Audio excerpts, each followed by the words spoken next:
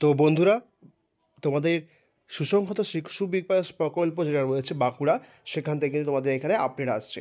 তো যারা বিভিন্ন যে যে ডিস্ট্রিক্ট থেকে রয়েছে, তোমরা সেই ডিস্ট্রিক্টের নাম কিন্তু তোমরা পোস্ট করে এখানে লিখে দেবে, তাহলে সেই সব জায়গাগুলোর থেকে আপডেট নেওয়ার চেষ্টা করো।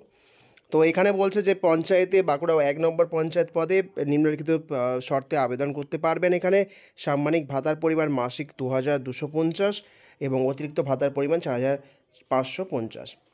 ভারতীয় নাগরিক হতে হবে এবং এর বিভিন্ন কিন্তু পোস্ট রয়েছে, তোমরা একবার পারলে বাঁকুড়ার যে এটা রয়েছে ওয়েবসাইট, এখানে কি দেখতে পারো। প্রত্যেকটা পোস্টে কিন্তু এখানে অ্যাপ্লাই কি করতে পারবে। শূন্যপদ বলা রয়েছে এবং কার কার জন্য এই সংরক্ষিত থাকলে সেটা কিন্তু বলে দেওয়া হয়েছে। এবারে তপশিলি জাতি উপজাতি এবং যাদের জন্য রয়েছে তাদের কিন্তু অর্থনৈতিকভাবে পিছিয়ে পড়া, সেই ওয়াইজ কিন্তু তোমাদের এখানে তারা তোমাদের দাখিল করতে পারবে। সার্টিফিকেট কিন্তু এখানে লাগবে। এবারে বলছে প্রার্থীকে অবশ্যই কিন্তু ভারতের নাগরিক বা মহিলা হতে হবে এবং ন্যূনতম শিক্ষাগত যোগ্যতা অঙ্গনওয়াড়ি সহায়িকা পদের জন্য কিন্তু ন্যূনতম শিক্ষাগত যোগ্যতা হচ্ছে স্বীকৃত বোর্ড থেকে বা কাউন্সিল থেকে উচ্চ মাধ্যমিক তোমার কিন্তু হতে হবে, সমতুল্য পরীক্ষায় উত্তীর্ণ হতে হবে।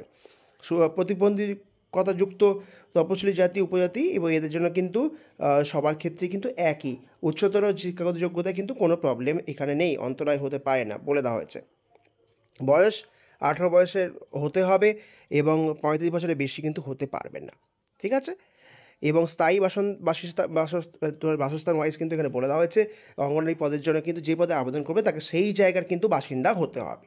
পরীক্ষা বলে দিচ্ছে অঙ্গনওয়াড়ি সহায়িকা ক্ষেত্রে কিন্তু পরীক্ষার মাধ্যমে নির্বাচিত করা হবে। পরীক্ষার মান বলছে এখানে 100 এবং 90 নম্বরে লিখিত পরীক্ষা হবে 2 ঘন্টার এবং সেখানে কিন্তু তোমার এখানে বাকিগুলো কত মিনিট করে বলা আছে সেটা কিন্তু বলে দেওয়া হয়েছে। এবং সহায়িকা নির্বাচনের ক্ষেত্রে হচ্ছে বাংলা ভাষা 150 নম্বরের একটি রচনা রয়েছে, 150 শব্দের মধ্যে রচনা রয়েছে 15 নম্বর, পাটিগণিত রয়েছে 8ম মানের এবং বাকি যে ইংরেজি রয়েছে, সাধারণ জ্ঞান রয়েছে, এগুলো দেখে নিও, সবাই দেখে কিন্তু শুরু করে দিও।